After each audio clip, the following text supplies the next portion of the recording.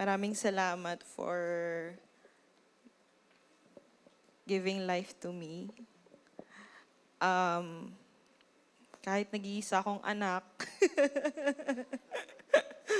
wala na. Maraming salamat kasi nagpapasalamat po ako sa Panginoon dahil kayo yung binigay niyang mga magulang sa akin. Very supportive, loving, and pinalaki niyo po ako sa kung ano yung sinasabi ng Bible. And hindi ko po alam kung magiging Kristiyano ako kung hindi kayo Christian. So I thank God dahil unang-una sa lahat, nagpatuloy kayo sa Panginoon and pinamana niyo sa akin yung gift of salvation. Nilapit niyo ako sa Panginoon at dahil sa inyo, ginamit kayo ng Panginoon para makilala ko yung Panginoon sa buhay ko. Mama, maraming salamat for being my best friend. Kahit na malayo tayo sa isa't isa. Sabi niyo nga, marami kayong hindi alam sa akin, mga favorite ko. And yung pag-aaruga. Pero gusto ko malaman yun na kahit hindi ko kayo kasama physically, yung pagmamahal nyo is enough. For those 27 years, hindi ko naramdaman na kulang ako.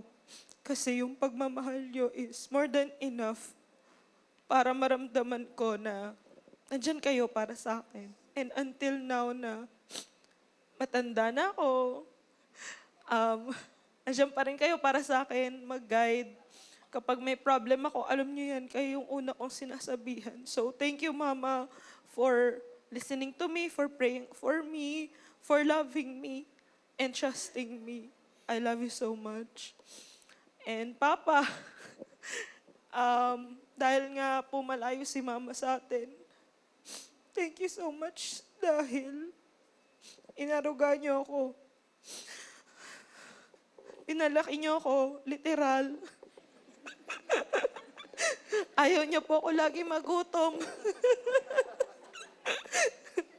Sa umaga, kayo lagi yung nag-aasikaso sa akin. Simula nung nag-aaral ako, araw-araw pinagpipray niyo ako bago ako pumasok. And alam kong malaking bagay yun sa success ko. Kahit nung nag-work ako, hatid sundo niyo ako. Kahit alas 2 na ako umuwi. Lagi kayo nandun sa 7-Eleven para sunduin ako.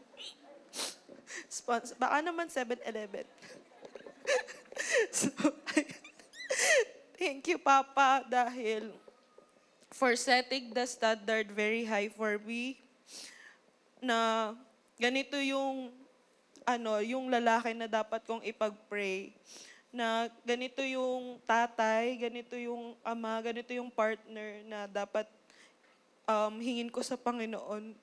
Maraming salamat, Papa, for being a faithful, loving husband kay Mama and loving na tatay po para sa akin. Maraming salamat, Papa. Mahal na mahal ko po kayo. And sana naging proud po kayo sa akin. Dahil lahat po nung ginawa ko ay para sa inyo ni Mama, para makabawi ako sa inyo.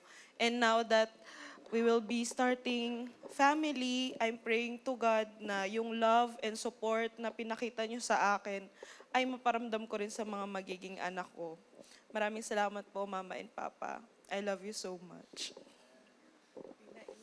So palakpakan nga natin sila. Grabe naman yon. Totoo po yan. Saksi po ako dyan. No? Salamat sa Panginoon. Yan.